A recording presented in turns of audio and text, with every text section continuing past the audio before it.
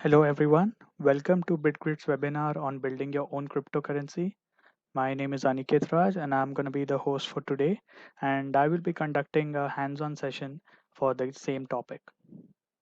A little bit more about myself. I'm a full stack developer and I have a keen interest in data science and blockchain. I have been the campus ambassador of BitGrid at MIT WPU for the past 5 months now. Yeah. And along with the rest of the campus ambassadors, we have been conducting these weekly webinars on essential topics such as data science, machine learning, and we have covered the basics so that everyone can start their exciting journey in their respective field.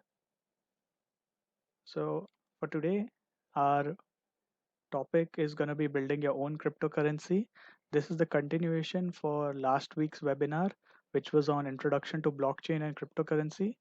So for last week's hands-on session, we had started off by building a basic blockchain with the necessary uh, properties a blockchain has, the individual blocks, the previous hash concept, the data store, the timestamp, and how to check the validity, what are the necessary fields which have to be checked for. So all of these we had covered last week. So those of you who were not able to attend last week's webinar, don't worry. You can check out BitGrid's YouTube channel where we have been uploading our webinars. So you can also check out the previous webinars on machine learning and data science as I had mentioned earlier. So for today, we are going to be making our blockchain look more like a cryptocurrency and adding certain concepts such as proof of work and signed transactions and other concepts as well. So let's start off for today. Yeah. So I'm just going to show why that last if is sort of important to check the validity of our blockchain. So as you guys can see over here in the last sentences that we added block one. All right. Sorry. Yeah. We added block one over here to our Sigma blockchain, and we created block two, added that as well. And this is just to print what our blockchain actually looks like, so you guys don't have to worry about this. Okay, so over here I'm going to check if my chain is valid over here before I do anything. I have just simply added the blocks, so I'm just going to open the terminal. Those of you guys who are using Visual Studio Code, you can simply pull up your terminal from below. All right.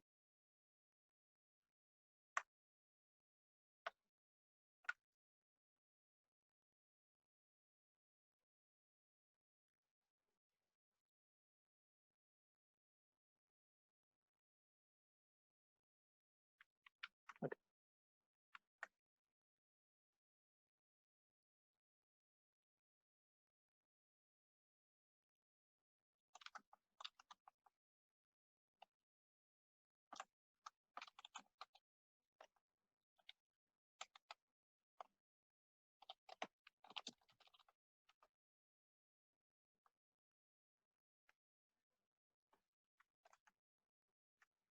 All right. So I'm just going to run my JavaScript code using Node. So node main.js. All right. So okay. So this part is basically how our chain currently looks like. Uh, I think I should. Yeah. All right. So this is how our blockchain currently looks like right now. So you guys don't have to be intimidated. It's just huge hash values and the previous hash values. All right. So let's see this part over here. What I'll do, I'll just comment out that part where we print the entire blockchain, and I'm just going to rerun the code. Okay. So as you guys can see over here, if you can compare. So in the first check, all right, in the first check, uh, the validity of the string was true. Sorry, the validity of the blockchain was true. All right, because we didn't do anything really different. We just added a few blocks into our blockchain, and that was it. So the first time when you check for the validity of the string of the blockchain, it is true. All right. Now see what I've done in line 63 over here. All right. So basically the second element. So it has been numbered one. It's the second element since we start counting from zero. So the second block of our Sigma blockchain, I simply just change the data to amount. Amount becomes 2000. Okay. Initially, my amount was 10. Now I just wanted to be greedy, so I just made the amount to 2000. All right.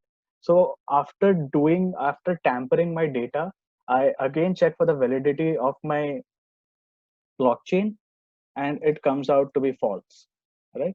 So as soon as a false validity has been detected in your blockchain, it is going to be rejected by the rest of the network.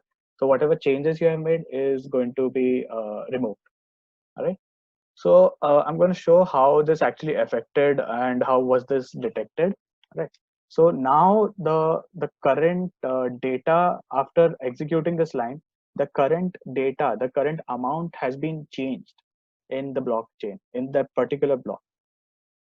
All right. So over here, so this hash this hash which has been calculated on the basis of the data when it was 10, when the amount was 10, the hash calculated that time is what is being stored over here. All right. But when I recalculate the hash, now while recalculating, the new amount has been set to 2000, which produces a different hash value. So you guys can see that this was my correct hash value, so as to say according to the amount. But as soon as I tamper my data and I recalculate the hash is going to be different. So obviously this will not be equal since the amount has been changed, and this means that you have tampered with the data. All right. So as soon as that is detected, it's going to return false. All right.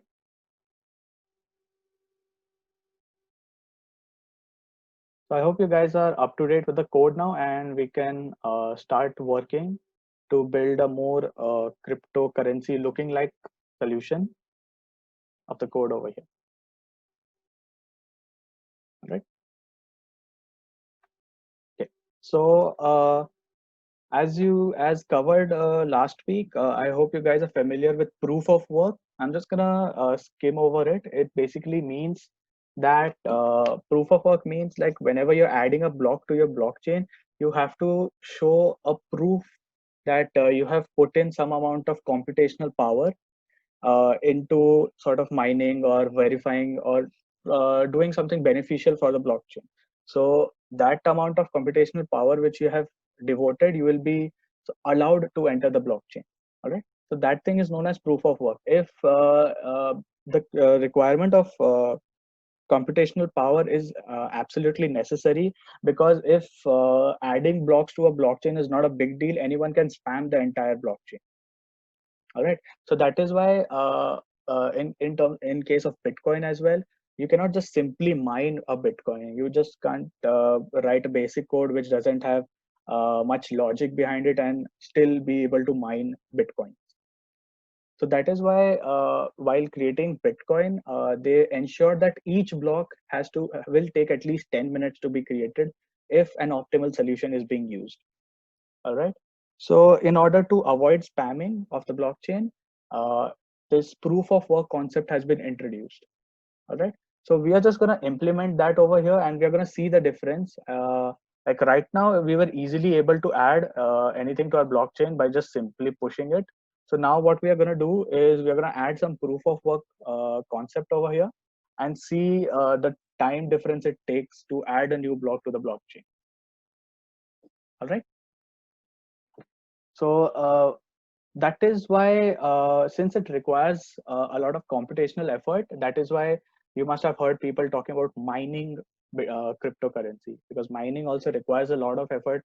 You just can't take a shovel and start mining into the earth and find gold over there. It requires some amount of dedication, some amount of work, and that is why it is known as mining over here. And people, those who are into mining bitcoins or any other cryptocurrency, they are known as miners. All right.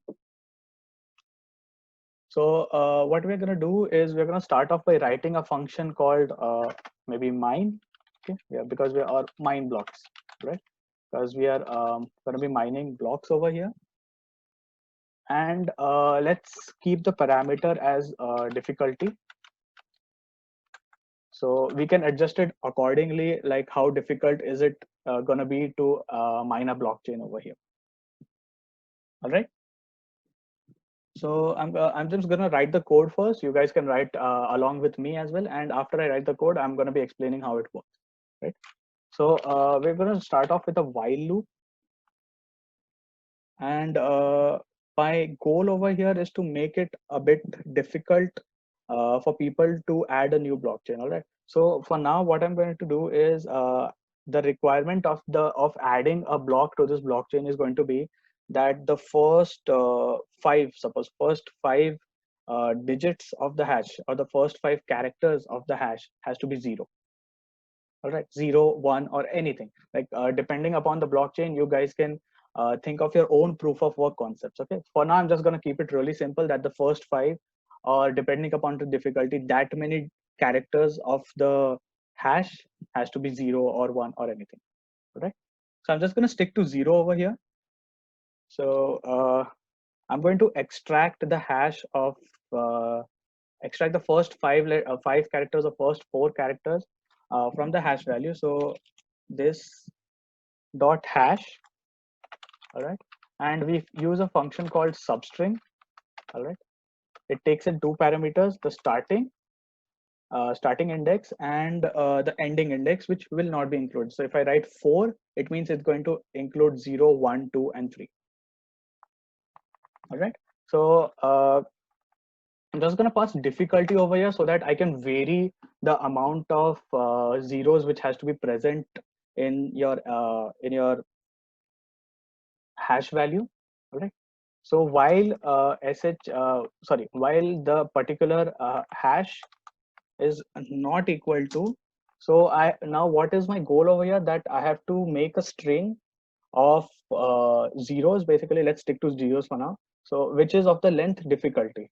So since I am taking a chunk of hash which starts from 0 and goes up to difficulty, so I want a string of zeros which has the length difficulty. So you can write a piece of code over there, but there's this function called in JavaScript called array. So I'm going to put array, and it's going to be difficulty +1, and I'm going to join the elements of the array using 0. So this is basically a shortcut of making an array, or making a string of characters as per the required length. All right. So if the value of difficulty is 2, the end result of this sorry the end result of this piece of line is going to look like this. So if it's 2, it's going to look like this. If it's 3, it's going to look like this. 5, then it's going to look like this. All right. So this was basically a shortcut of writing this piece of code. All right. So what I'm going to do is I'm going to recalculate my hash over here. All right.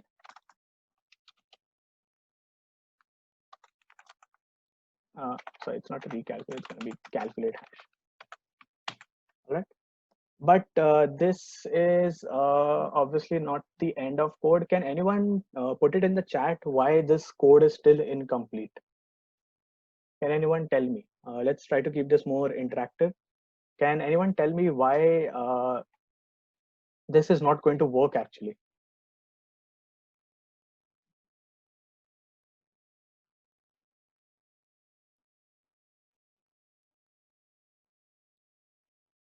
Okay, encryption. Could you be a bit more descriptive about that, please? Encryption, it's not really the answer, but any other guesses, anyone? Feel free to put it in the chat box, please.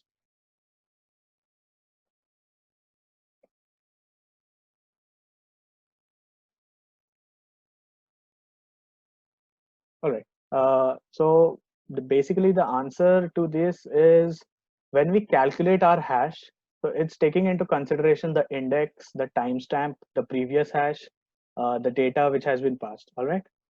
So while I'm recalculating the hash, none of these values are getting changed. So whenever I just recalculate my hash, it's going to be the same thing every time. So this is going to be a infinite loop. So until and unless during the creation, my data has to be in such a specific way that the first five or the first four characters of the hash has to be zero. But that is not going to be possible every time. All right. So what will happen is that when I recalculate my hash, nothing in the data of the block is being changed. So the hash returned is going to be the same every time. All right. So we'll be stuck in an infinite loop over here. All right. So that is why we introduce the concept of nonce. All right. So nonce basically is just to sort of modify the hash value returned by your algorithm. All right. So this dot nonce. All right. So if I just increment this dot nonce over here by one each and every time the loop runs, so there is a significant change in our calculate hash function, because every time this dot nonce is being updated, a new value is being passed to SHA-256 to be calculated. So this will now vary the values returned, and it as soon as the first four or first five, depending on the upon the difficulty, first five characters of the hash is zero, then only it's going to exit this loop. All right. So what I'll do is once it is out of here, I'm just going to print. For those of you who are not aware of JavaScript, in order to print something, you just console.log over here. Right. So anyone has any doubts? Why did we introduce nonce over here?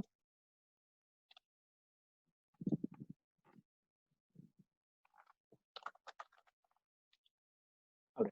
So I'm just gonna write mining successful over here. And just to verify, we're gonna check the hash value and what nonce at what value of nonce did the mining stop. All right, this thing is done. Now what we're going to do is that instead of calculating hash,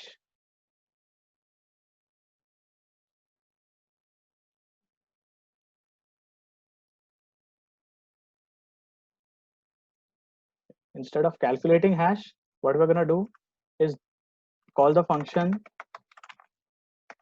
mine blocks. All right, and the difficulty passed over here is going to be, okay, so I'll create a separate variable for that. So this is the difficulty, say 2 for now, and I'm going to pass that as the parameter over here. Okay. And as soon as the appropriate hash value has been calculated and assigned to the new block, it's going to be pushed into the blockchain. All right. So for now, difficulty is 2. And what does difficulty mean in this case over here? That the first two characters of our hash has to be 0. All right. So I'm just gonna remove all these lines, right, and add a console log over here, mining block 1. Your family members, professional.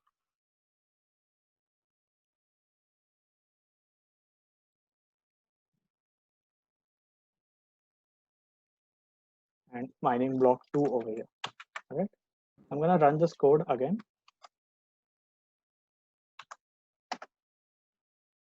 Okay.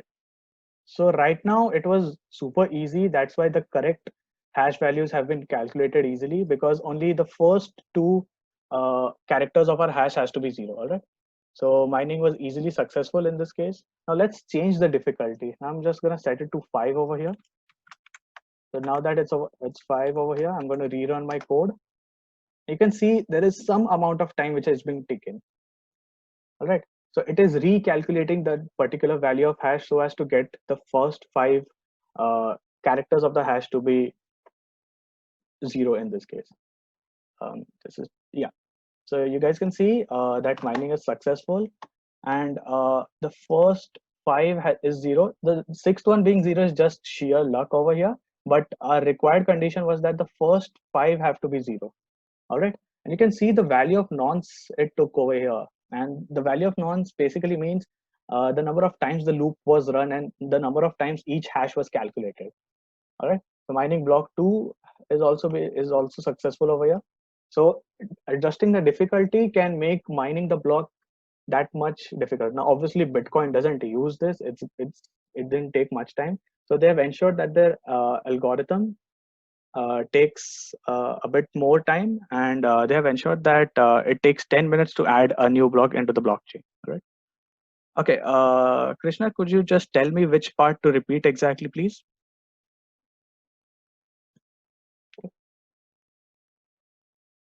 So I hope you guys are up to date with the code over here. After the first console. All right. So I'm just going to tell you in terms of code first that the first console over here was mining block 1. All right. Then I didn't change any code over here. The code was still same as done last week. So I created block 1 over here, and I called the add block function over here. And now my add block is updated because in add block I have introduced the function which is mine blocks, and which the particular function we have written it currently, Abhi. Now we have started mining our second block in this line. We created our block 2 and added the block to the blockchain. All right. So over here, I'm just going to rerun the code for you. So now it started to mine the first block, and since the difficulty is set to 5, the first 5 characters of the hash generated has to be zeros. All right. So right now it is still in that while loop, trying to find the perfect trying to find the hash which suits our condition. So again over here, first 5 characters are zeros over here, and this is the nonce value. All right. It basically means that this many number of times the loop was run in order to get the required hash value. All right. So you guys can understand how costly it's gonna get. For now, we have just used a simple SHA-256, but Bitcoin and other cryptocurrencies use different combinations of these encryption algorithms. So you guys have to understand that it took me these many iterations to calculate the perfect hash value according to the condition set by the system over here. All right. And imagine if each algorithm takes 5 minutes. Just for an example, each algorithm takes 5 minutes to calculate the unique hash value as per your data. So 5 minutes into this much time, into this many times, is going to be a lot of time. All right. So that is why people spend a lot of money on purchasing hardware or high performance hardware as such, and writing sophisticated software code so as to implement parallel programming and other concepts so as to decipher those answers as quickly as possible. All right. So that is why it is kind of difficult to get into a blockchain. All right. So I hope you guys understood, and I hope Krishna, your doubt was cleared.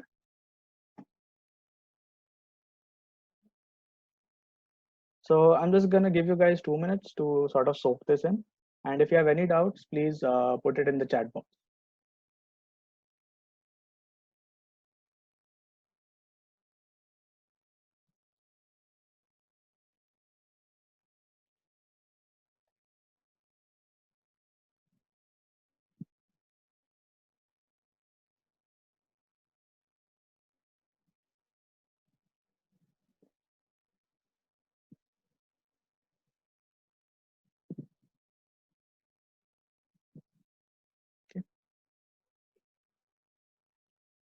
Yeah, okay. I think we can continue with the next section. Next section is you guys might have heard of Bitcoin mining rewards. Right? We are looking at one sec. Yeah. So we haven't really added a miners rewards part over here. So those of you who might have heard about this, that those of the miners who are able to successfully verify a transaction of a Bitcoin, they are given some amount as rewards. That is why people are sort of in such a hurry so as to be the first one who gets the transaction verified to avail those offers or avail those mining rewards. All right. So we are going to introduce that system, and before introducing that system, let's just tweak our blockchain a little bit, make it look more like a cryptocurrency. So instead of data, I'm going to put it as transaction. Okay. So just to make it a bit clear, the blocks in a blockchain contain the transaction of the cryptocurrency. They do not contain like user's name and what is his wallet balance and all those things. That is not there in a cryptocurrency blockchain. It contains the transaction. So what does a transaction have? Three basic things are required in a transaction: the sender's address. Address in this case can mean the public key. So I'm just going to say address to make it sound a bit easy, but in cryptocurrency terms, address is the public key of that particular user. All right. So transaction has a sender's address, the receiver's address, the receiver's public key, and the amount of coins he has transferred. All right. So I'm just going to start rewriting this code. So wherever there is data, I'm just going to rename it to transaction. Okay. So it is transaction over here, over here. All right. And now in order to start creating our cryptocurrency, first we'll just create another class called transaction, which will store the object of transaction. As I said, it requires 3 elements. So that's why our constructor will require 3 parameters: the sender public key, the receiver public key, and the amount transferred. All right.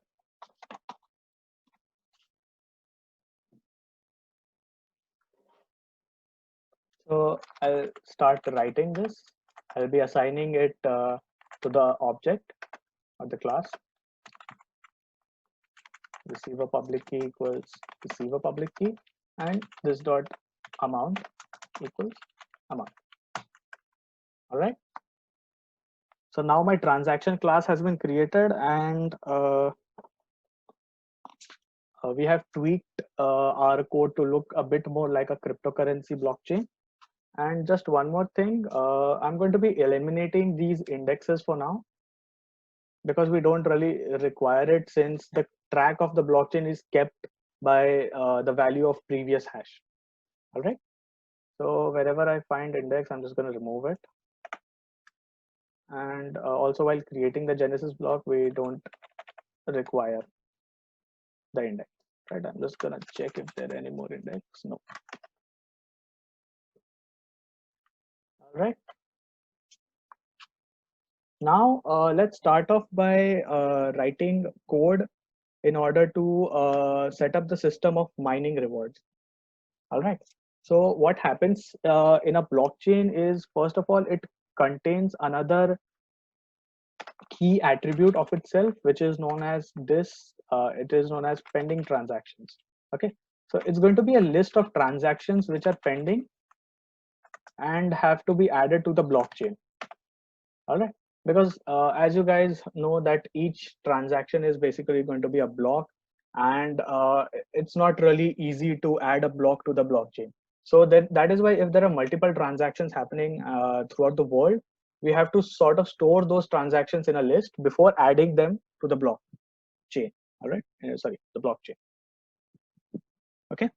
So that's why I started off by creating a list or an array, in this case, of pending transactions. And let's keep the reward, say 100 Sigma coins.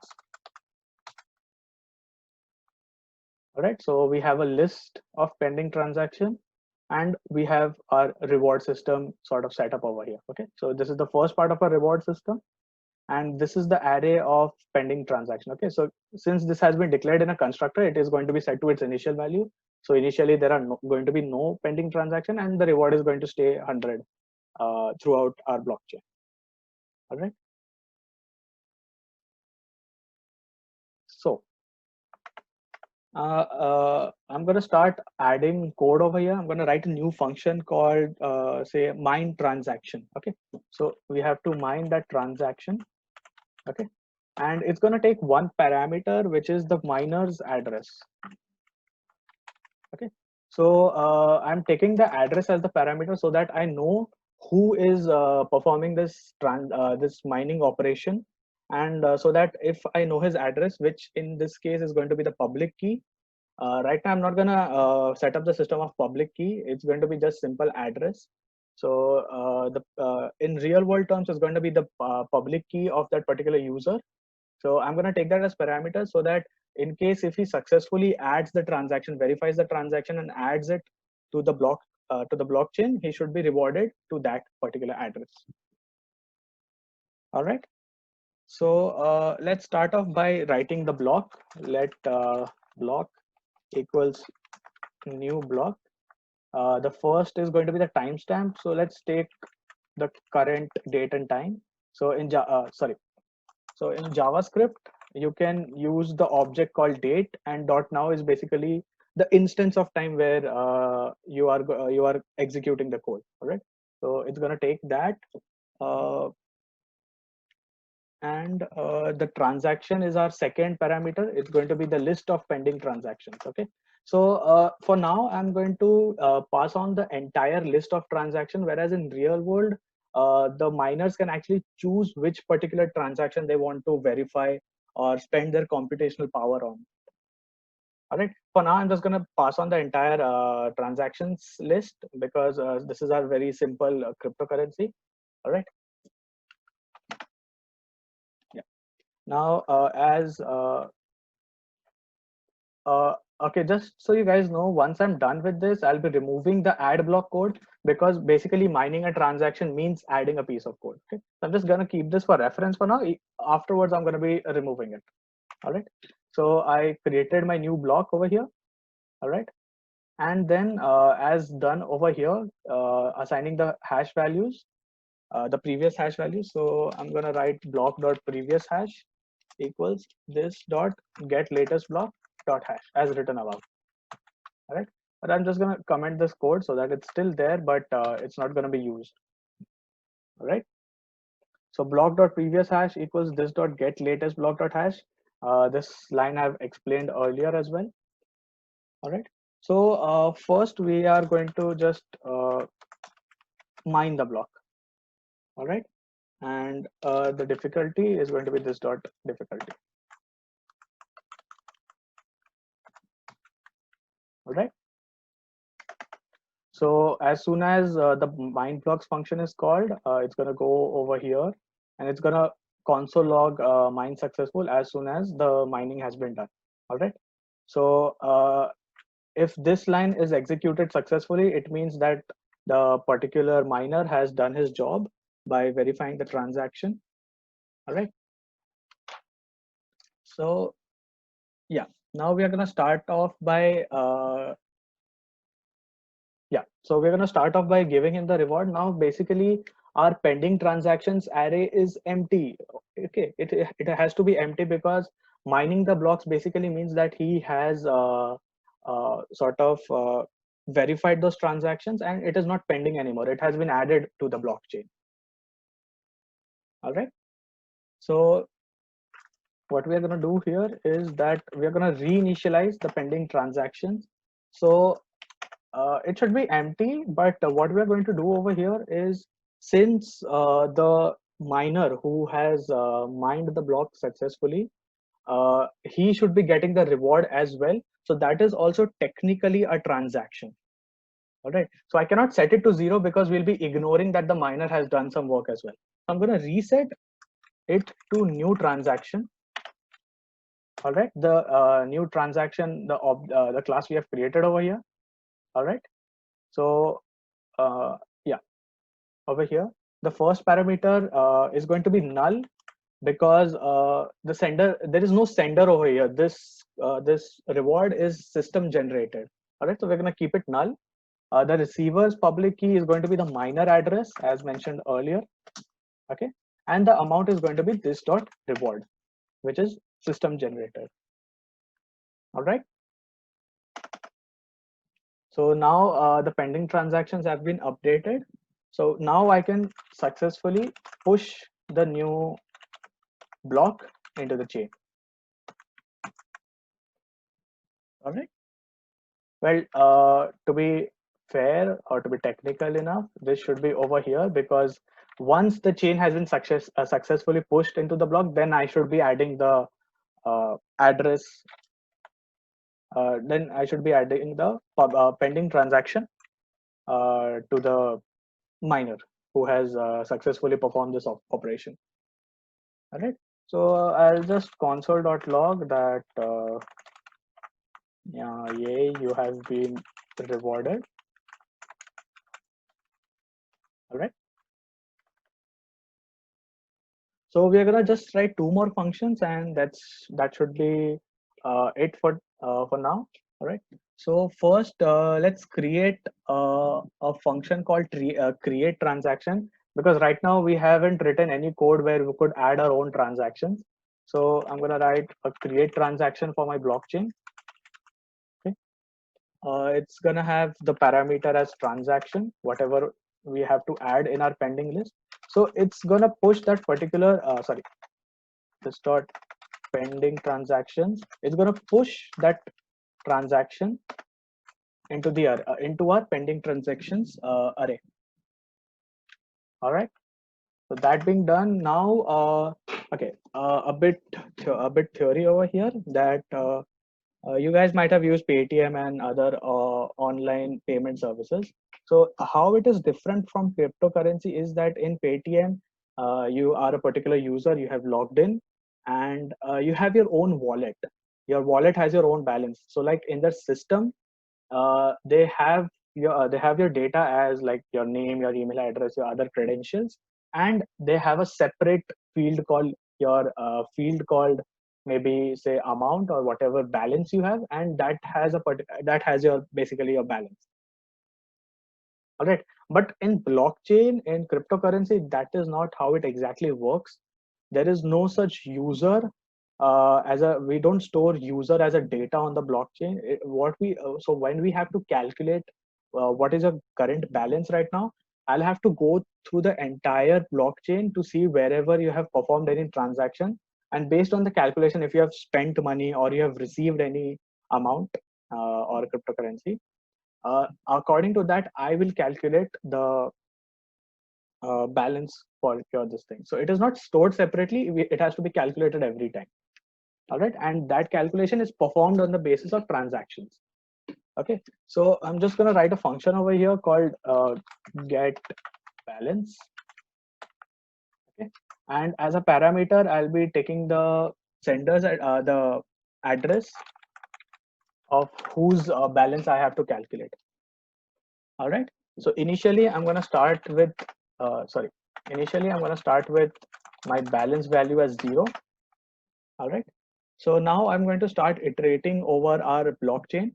All right, so we can definitely use indexes by using index as in like for I equals 0, I less than. But over here we have to first go through every block, and then in every block we have to go to the list of transactions which have been performed. All right, so it's going to be a bit messy when when we look at it in terms of code. So I'm gonna use a simple concept which initially had been done by Python. So for it's going to look like this. For const is basically constant. So constant block of this dot chain. Okay. So this simply means that every block of this chain is going to be iterated over. All right. Like in Python, I'm just gonna write it in comment over here. Like in Python, it is for num in numbers. If there is a list of number, that is how you write it in Python, right? Like this. So over here, it's going to be const block of this dot chain. All right. So it basically means each and every block of this chain. All right. Now I have each and every block of the particular chain. Now I have to go through each transaction of that particular chain. All right. So how it's going to be written? Const say okay, transaction again of the particular block dot transaction. All right. So over here we access the block of the chain, and over here we want the transaction value of that block. Our block contains the previous hash, its own hash, and transaction timestamp, but we only require the transaction because we are calculating the balance. That is why we go over for const transaction of block dot transaction. Okay, so for every transaction in our block dot transaction, since our transaction is also a list, so we have to iterate over it as well. All right. Now it's going to be a very simple code over here. So if transaction, so transaction is the object of this particular class, right? So over here, if transaction dot sender public key, yeah, it was sender public key is equal to the address. Okay. So basically, this means that if the particular address we are calculating for, if it is the sender in the transaction, so what does it mean? That his balance has to be deducted because he has sent those amount of cryptocurrencies to someone. It's going to be balance. I'm just going to write it in this way so as to make it more clear. Balance equals balance minus transaction dot amount. Okay, so the amount in our transaction object that has to be deducted from the balance. Okay, and if the other part of the code is going to be if receiver public key transaction dot receiver public key is equal to the address. Okay, then we have to add that much amount.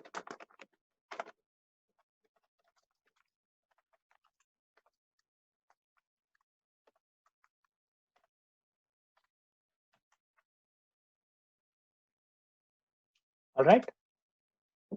So after this, when we are done traversing through the loop, we're going to return the final balance. Okay. So we have written a lot of code right now. So if you guys are sort of lacking behind, what I'm going to do is I'm going to update that link again. Give me 1 second.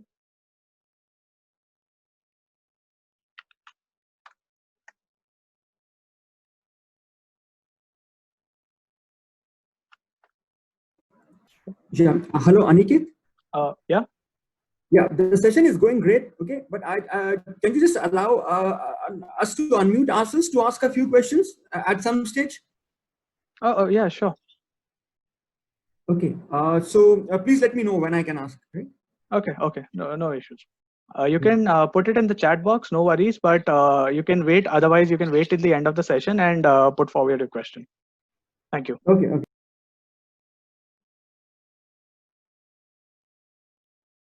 Okay. So guys, I have updated that link. I'm just going to resend it on the chat. So it now has all the code which I have written currently. All right. So if there's anything you guys have missed out, you can refer it from the link or just directly copy paste the code if necessary. Right. So I'll just revise what we have done right now really quick. Okay. So I hope this part was understood, where we wrote the function to mine blocks and how did varying the difficulty affect the blockchain, affected the addition of a block to the blockchain. All right. And then we removed this add block code because it didn't contain any transaction related code. So we started writing our another function called mine transaction. All right, which contains the miner's address so that whoever has performed this particular mining should be rewarded. So we created a new block. We assigned the previous hash accordingly, and we call the mine blocks function with the difficulty set. And once that has been done, it is being pushed to our blockchain. All right. And once that is done, now we have to set up the system where the miner has to be rewarded. So since the pending transactions array, which had some transactions before, assuming it had some transactions before, now all of those transactions have been added to the blockchain. All right. When I did mine blocks, it means it has been verified and added accordingly. All right. So now over here, this dot pending transactions, instead of making it empty, we obviously have to reward the miner who was able to sort of mine into our blockchain and do the necessary work, or provide the necessary computational power which he has gone through. So that is why we created a new transaction, which is where the sender's address is null. It is null because it is system generated. All right. And then we have the miner's address. I'd like to repeat that address over here means the public key of users on the network over here. And the amount is going to be the reward, which is decided by us. All right. And simply we are just gonna print that you have been rewarded. Okay, sorry, you have been rewarded. Okay. And then we created another function which basically takes a transaction and adds it to our pending transactions array. And for get balance, as I had explained, there is no explicit data for what your balance is. It's not stored like that on the network, since blockchain is sort of decentralized. So in order to get a balance, you have to traverse through the entire loop. So we started with balance equals 0. Then for each block of the chain, we had to go through each transaction of that particular block. All right. So if the sender is the address over here means the public key of the user for whom we have to calculate the balance. So if he's the sender in that particular transaction, then the balance has to be deducted. And if he's the receiver, then it has to be added. All right. And then we just return whatever balance we have calculated, right? So let's just rewrite all this code over here. So Sigma has been our Sigma blockchain has been initialized already. Okay. So now I want to create a new transaction. Right. So create transaction. All right. And over here I'll make an object of transaction where the sender's public key will be here. So let's keep it key 1 for now. He's going to be sending it to key 2, and maybe 100 coins. Right, that is the amount of a transaction. All right, and let's just create another transaction.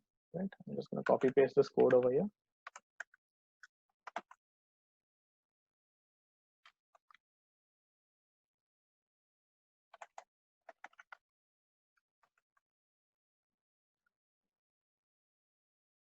All right, so now key 2 will be the sender. He'll be sending the amount to key 1, and the amount is 50 over here.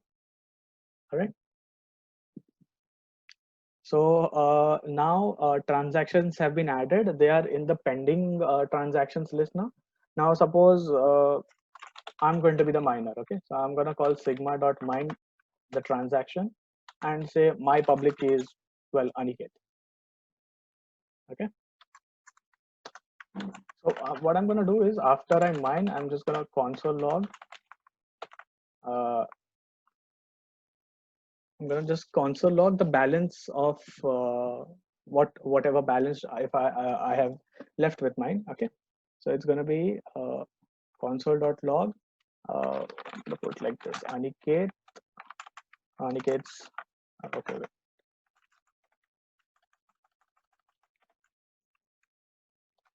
Aniket's balance is going to be sigma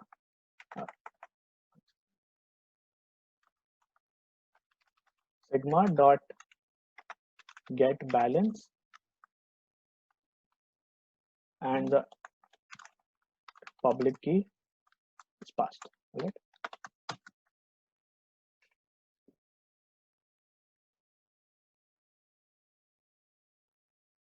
I'm just going to test my code over here. Let's see if there are any errors. So you guys can see over here that mining is successful, that particular hash and nonce has been passed. And it says, yeah, you have been rewarded, but my balance is 0.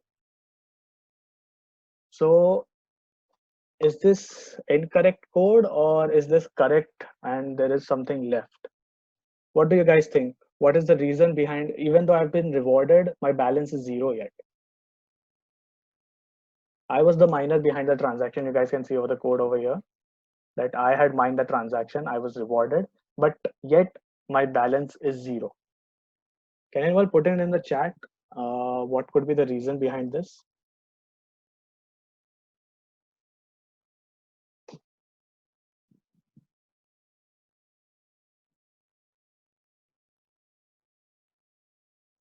If anyone wants to unmute their mic one at a time, you can give your answers. No worries.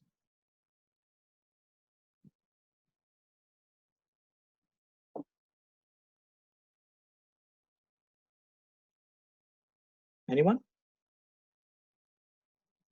Well, I think Modi did demonetization on the blockchain also.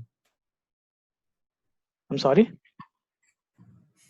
I said the only reason I can think immediately is you have 0 balance because Modi did decryptization on the blockchain for you. Okay, I see in that way. All right. Okay, but in terms of code, can anyone tell me what is the reason behind that my balance is 0? Anyone? Okay, no worries. I'm going to explain that. As I said earlier that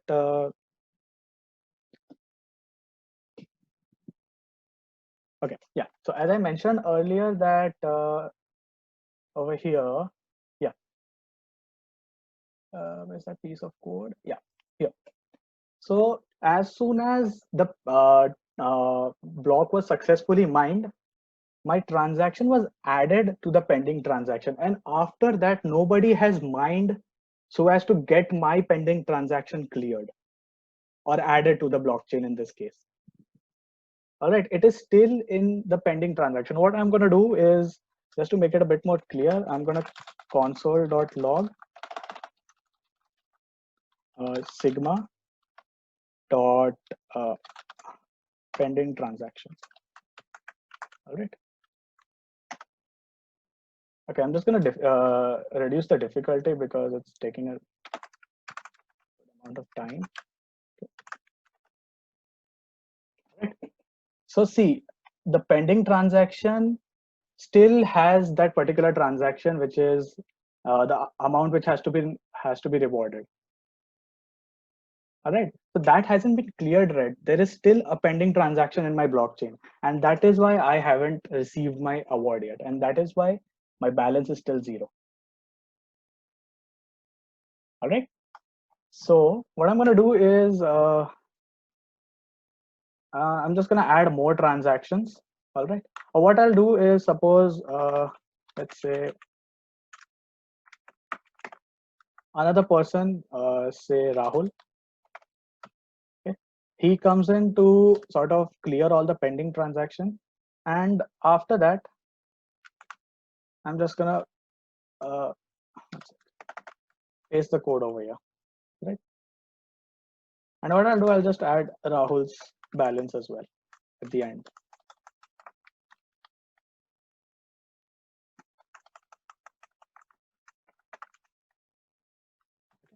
So what I've added over here, that after I have done the mining, there's another person, say Rahul, who comes in and performs the mine transaction operation. And after that, I have just printed what is the status of pending transaction, what is my balance and what is his balance.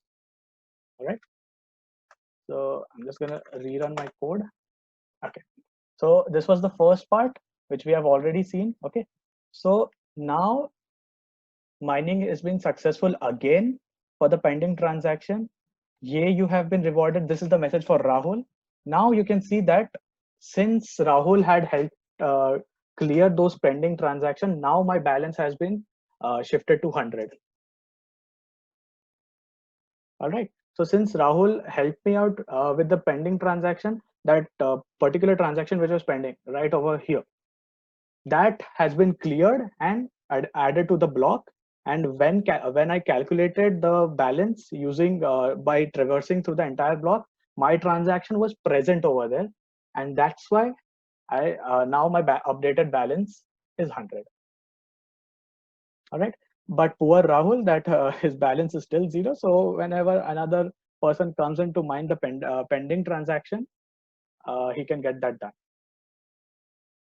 All right, Rahul can sort of mine his own transaction again, but yeah, there's going to be always that extra 100 reward which will be pending until someone else comes and does that for you. All right.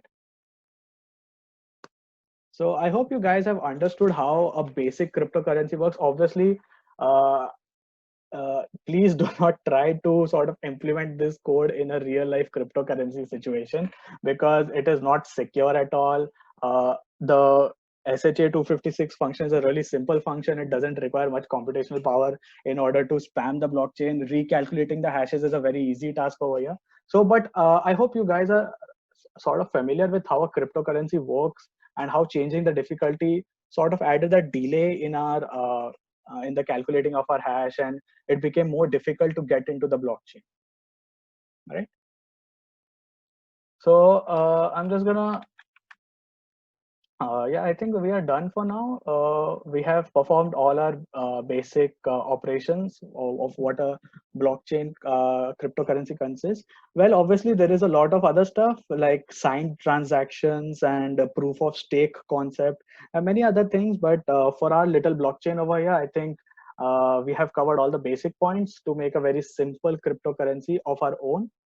And if you guys need, I'll just sort of revise this part of code once again, not in that much detail, but I'll just go through the entire code. All right. So, okay, I didn't cover this. So whenever you install Node, you can install the CryptoJS package, which gives you all the other encryption algorithms you can perform. So there is HMAC, and there are other SHA-256, other algorithms are there. Right? There is triple DES as well.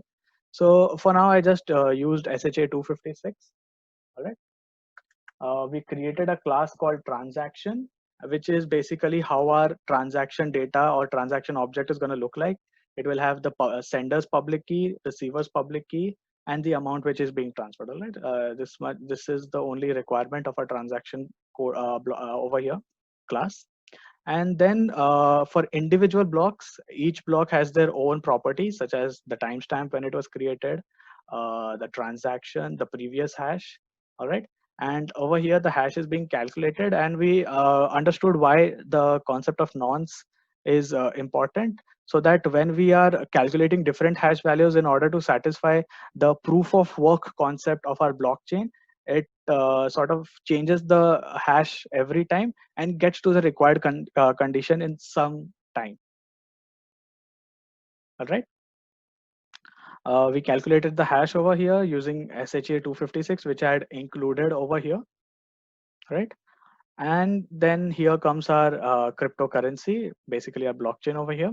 So in its constructor, we started off by creating a chain which has the first block already created as Genesis block, and the function for creating the Genesis block, which is the first block in any blockchain, is done in this way. So I just returned a new block. All right.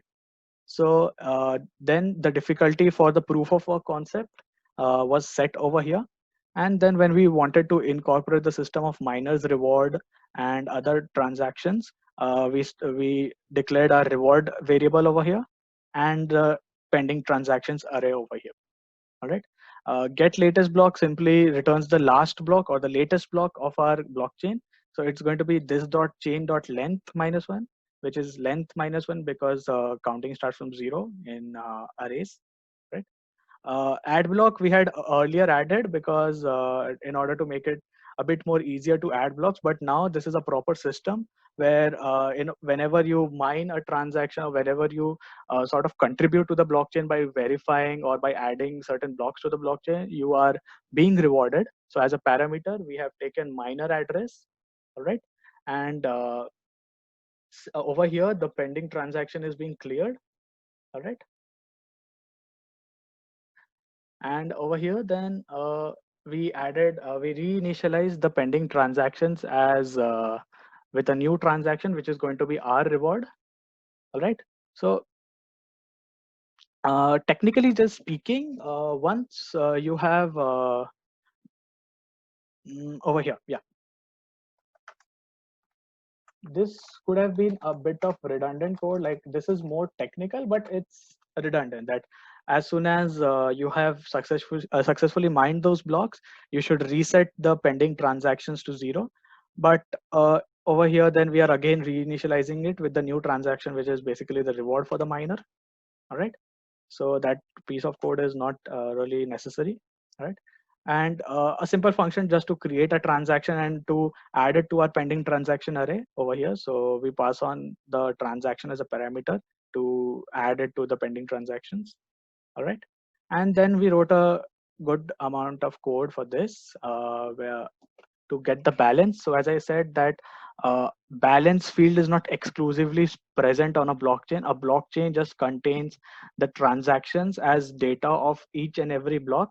So that is why in the chain we have to traverse over each block, and for each block we have to traverse over the list of transactions which each block contains. So usually in a real world situation, over here we have just sent off the entire pending transactions which has to be cleared. But in real cryptocurrencies, since there are way too many pending transactions, we approach it one by one.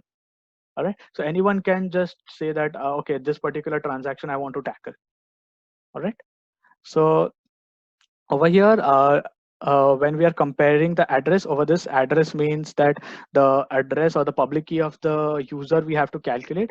So if he's the sender, balance is reduced, and if he's the receiver, then the balance is increased, right? And at the end we return the balance. All right. And this piece of code we have written last week, where we have checked our validity of our blockchain using two simple checks. Is that the previous hash of the current block has to be equal to the hash of the previous block. If it's not that way, then return false. And in order to check for any tampering of our blocks, so that is why current block dot hash is not equal to current block dot calculate hash function. So we recalculate the hash and see if both of them are matching or not. All right.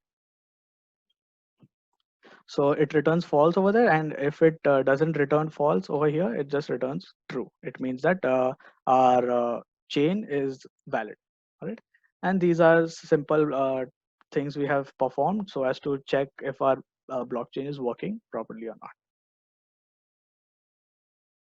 All right. So, Aniket, may I ask my questions now? Yeah, sure. Okay. So see, I'm deliberately playing the devil's advocate here, so Okay. that you have a better chance to clarify a few things, right? Okay. So my first question is, see, can you take us to the code which is validating the blockchain? Okay. Yeah. Yeah. Now see, actually, we often say in terms of blockchain that the miner does the validation, but actually it is this piece of code which is doing the validation. Now, if I actually write incorrect code here, or which will validate even something which is incorrect, then irrespective of what the miner does, the is chain valid will return true, right? Okay. Yeah. Yeah. Do you agree with me here? Yeah. Yeah. So then how is the miner like actually validating the blockchain? Why do we always use this term that miners are required to validate and we give rewards to miners?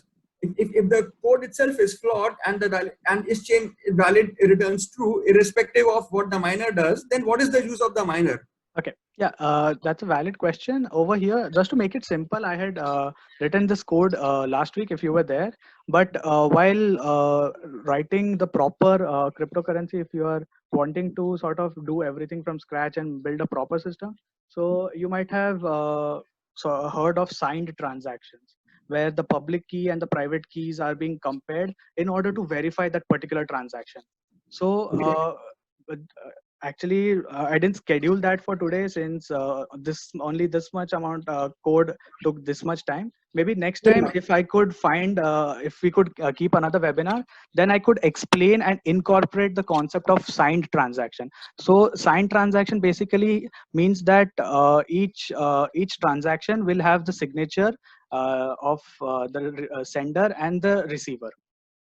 All right, and that has to be verified. So when right now by mining block, it's just you're wasting computational power by doing some unnecessary POW over here. POW is proof of work. All right, so I just Right. wanted to show how it actually looks like when you are devoting more computational power, but actually verifying those signed transactions is the real proof of work that you are performing over here. All right, so that is the actual check of validity of this thing. And this is chain valid is basically validity for the sort of the person who has started this concept of blockchain. So it could be a reference for himself if this basic validity is being maintained or not. All right, Right. so this validity and validating a transaction, these two are different things. So I think the one you're asking is signed transactions. Right. Okay. Okay. Yeah. Okay. So in this particular code example, even if I remove the POW part of it, the is chain valid will work as it is, right? Yeah. And the block will be validated. Yeah. Okay. My next question is, like, say, even in a blockchain, I believe we have something like a wallet, right? Yeah. So Basically, it's instead, just to make, what I meant is that everyone has a wallet, but the way it is being calculated is different. Like in Paytm and all, the database has the value stored in that. All right. right. But in blockchain, since it's a decentralized network, each block cannot be storing the balances of each and every users. There are millions of users on a blockchain. All right.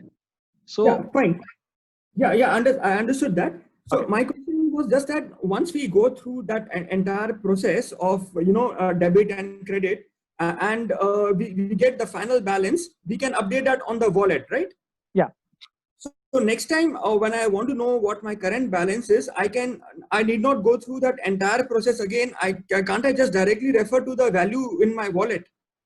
So maybe like in terms of front end, like this is the back end part of your blockchain. Okay, so Right. suppose if someone develops a front end view of this particular blockchain. So in the front end, maybe you could store for user to user that what is his balance. You can store that. It's not something you can't do. It's just in a blockchain you are going through each and every transaction to get the balance. But maybe in the front end where you have developed an app suppose where you can actually view your Bitcoin mining, so over there you can store it as a value, but not on the blockchain. Okay, so fine. Now, even in the backend in the blockchain, once that one cycle is done to calculate my balance, right? After going through all the transactions, next time when I again want to calculate my balance, do I need to go through this entire process again, taking into account the history of all the transactions? Yeah. As far as I know, maybe Bitcoin and others might be doing it differently. But what I have studied till now is that basically there is no concept of wallet as such, because see, the meaning of each block in our blockchain is that we are storing transactions and not the users. Otherwise, it's going to be centralized. If one particular block has the balance of each and every user, then it becomes centralized, which is defeating the entire point. All right. So that is why so that is why every time maybe it has to be recalculated, but on the front end part, maybe for each user you can store it in a variable, but that won't be a part of the blockchain. Okay, just one last question. Sure. So every time a miner does mining, the transaction to reward him will always go into pending transaction. Yeah, well, basically, like, I just wanted to show over here that how it is in some cases. Well, yeah, because even that particular transaction has to be verified, right? So Right. it would be kind of unfair if the miner who has been mining other transaction has to verify his own transaction, and which is system generated. Are you Right. getting that? So Yeah, it is right. kind of unfair to the miner that he has to verify his own transaction. And over here it's really simple to compute, but in real world cryptocurrencies, a lot of computational power is devoted. So if he shouldn't be wasting his own computational power for verifying his own reward. All right. Yeah. Okay. Does that make Thank you sense? so much. Yeah, this was an awesome session, and we really enjoyed it. Thank you so Okay. much. Thank you so much, Abhimanyu. Thank you. Does anyone else have any questions?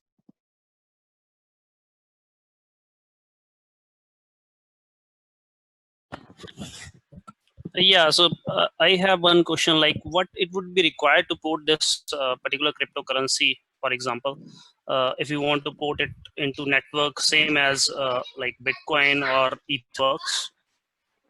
So, I'll be really honest. Personally, I haven't really deployed any cryptocurrencies as such. But from what I can understand is, since see, this is a basic JavaScript code, and obviously it is not really secure over here. So I'll just take the example of making this particular Sigma coin as my cryptocurrency. So what I can understand from seeing this over here is that this is going to be running on my server or wherever I've hosted it, say Heroku or GCP or anywhere. All right. And I'll be creating a front end website, suppose, so that people can easily see what are they doing, and maybe create a separate UI for miners. So miners and those people who are just going through transactions, those two people are different. All right. So maybe creating a UI for that and just simply deploying it. Maybe that's the only thing I can really sort of tell you right now. Is that okay? Yeah, I think that makes little sense, but I was just thinking like how it would be, scattered throughout the Okay, so what you networks can do is, always. what you can do is you can just ping me. I could help you. Maybe I can do a bit of research on that, on how to actually deploy an entire working cryptocurrency over a network, and that too professionally. So please do connect with me on LinkedIn, and I'll definitely get back to you with that. Is that okay? Yeah, that's fine. I'll Okay. connect with Yeah, you. you can just There's search my name, Aniket Raj, and you can connect with me over there. Yeah, thanks. I have one more question. Like, what in case of BTC, what is a single block it contains? Like here we are passing like 100 rupees or whatever we say 100 amount and 50 amount. But in case of Bitcoin, when we are like mining a single block, so what is the output of that? Is it a 1 Bitcoin or is it less than that? It actually depends. Okay, wait. So Bitcoin and the value in terms of dollars is obviously fluctuating every second.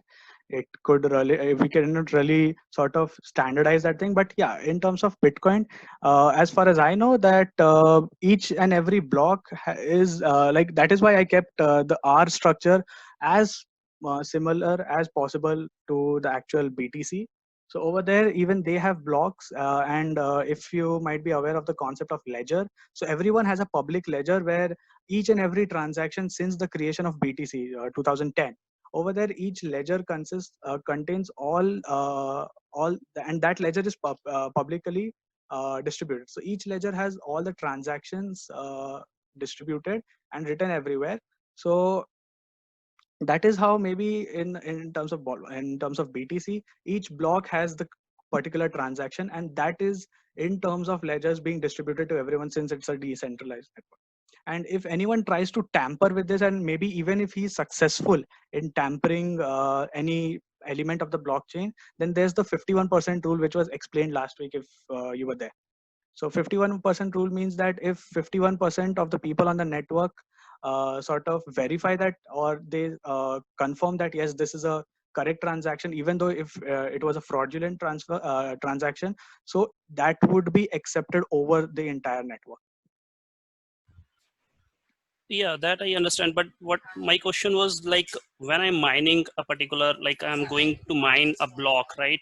Mhm. So what would be the value? Like it would be a 1 Satoshi, or it would be a 1 Bitcoin, or what would I get? Or it would be my, I have to pass a parameter that I'm going to mine BTC itself? So as I mentioned, the public ledger has been passed everywhere. So there is a list of transactions which may be pending. Okay. So what you can do is over here we have just sent out the entire pending transaction that we are sort of verifying each and every transaction. But in terms of BTC, each and you can select the particular transaction you want to verify. And out of that, maybe I haven't really done it personally myself, but yeah, some amount of Bitcoin is rewarded to you for doing that transaction, as I have shown in the code over here. That over here we just took a random number 100 over here. Maybe in Bitcoin it might be a different number depending upon the value, I guess, and the number of transactions he's verifying.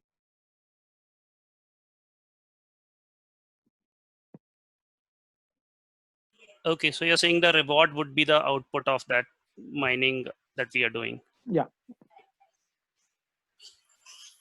Okay. Thank you. Okay, Aniket. Yeah. Yeah. Since we did not speak in detail about that, public-private key thing, which you were talking for validation purpose. Okay. Just one small thing I wanted to know about that. Okay. Yeah. So is it right to say that a miner actually has to do some kind of validation for the transaction? So it would mean just checking if the person who's sending the money is valid, and he has the money which is in his balance, which is about to send, and then the money is going to the correct destination. So is the validation something like that? Yeah. So the validation of the public key over there is maybe next week I'll try to keep another webinar so we can see that in terms of code as well. But for right now, I'm just gonna tell you it in layman's terms that what it actually looks like. Verifying a signed transaction is that you have to verify if first of all if the sender and if the public key of the sender and receiver are actually valid or not. Maybe someone can just randomly create one he's the user and he creates multiple accounts and he says that this account is sending this much Bitcoin to this over here, because there's no actual money over here. All of those things are system generated, right? So he has to first he has to verify that if the addresses are valid or not, if they are real addresses or not. So as you know that the concept of SSH key and all those things, each computer has its own key, right?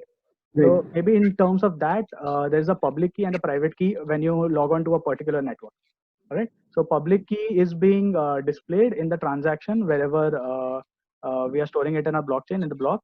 So those first of all, those things are to be verified over there. And to add it properly to the ledger, so over there, what we have first thing is we have to we have to verify these two addresses, and if the maybe if I also over here in our code, if I actually display the value, the balance of key 1 and key 2, so key 1 probably sending $100 out of nowhere, so his balance is going to be negative for sure. Right. Okay, so over there maybe even there is that validation that that particular using that particular address we have to get the balance of that particular user, verify if he's not going in, like if he's the amount to be deducted is not greater or is not greater than the balance he has left. Yes. So all those minor things are being verified over there. And most important thing where computational power actually goes is the verifying of the users and the correct keys over there. Okay, so even for those kind of verifications, we would have all logic written, and the miner essentially triggers that logic, right? Yeah. So if you had attended last week, Ritam had mentioned that there's a lot of mathematics involved behind this. So the mathematics has been developed in such a way that you will have to spend some amount of computational power, a good amount of computational power, in order to sort of verify those transactions. So that is why people spend a lot of money on getting those new hardwares or setting up an entire server system so that they can split the work and work in, say they write a parallel programming code. So let's say over here we took the example of nonce, right? So if I'm assuming that the max, just for an example, that the maximum value of nonce is say 1000, all right, just an example, right? So I have 10 systems. So what I'll do, I'll start the value of nonce at 0 to 100 at one system, 101 to 200 in another system, and parallelly compute them. Yes. So my answer will relatively come out faster, 10 times faster. Sure. So Yeah. yeah, that is how it is being done. Okay. Yeah. Thank you. Okay, thank you. Any other questions, guys?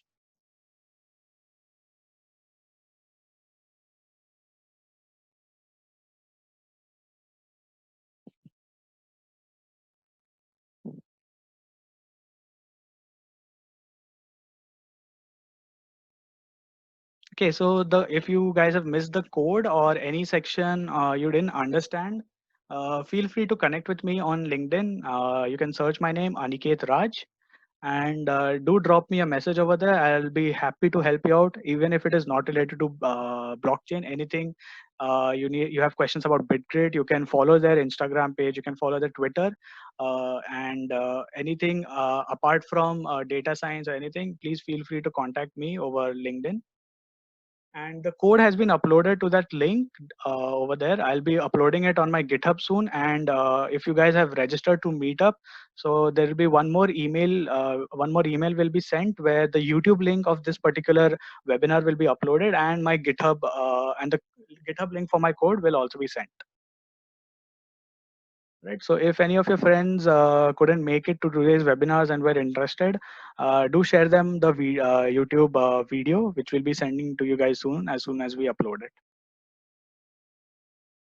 Any other questions? Thank you so much, Abhimanyu.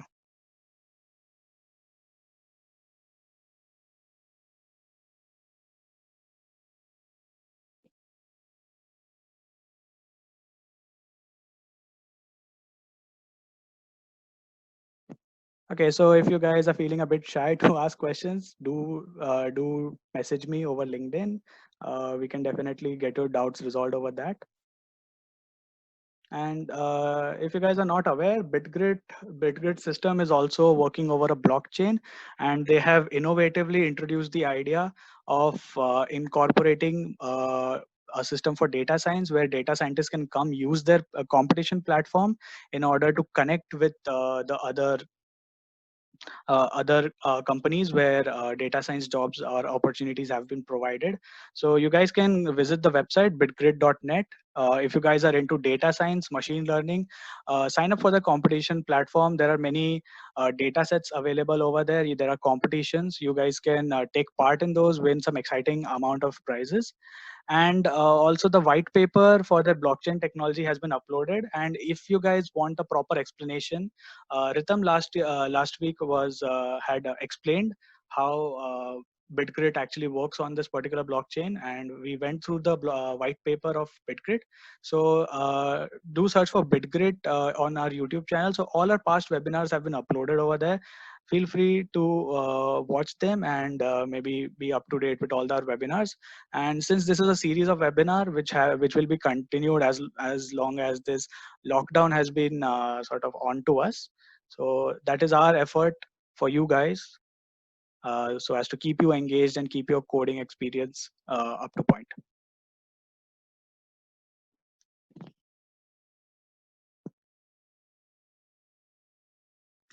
Okay, I think it's safe to say that this webinar is over. So if you guys have any questions, feel free to contact me. Right, and my name is Aniket Raj. You can search me on LinkedIn, and you can ask me questions if it's necessary. Thank you everyone for attending on a Sunday.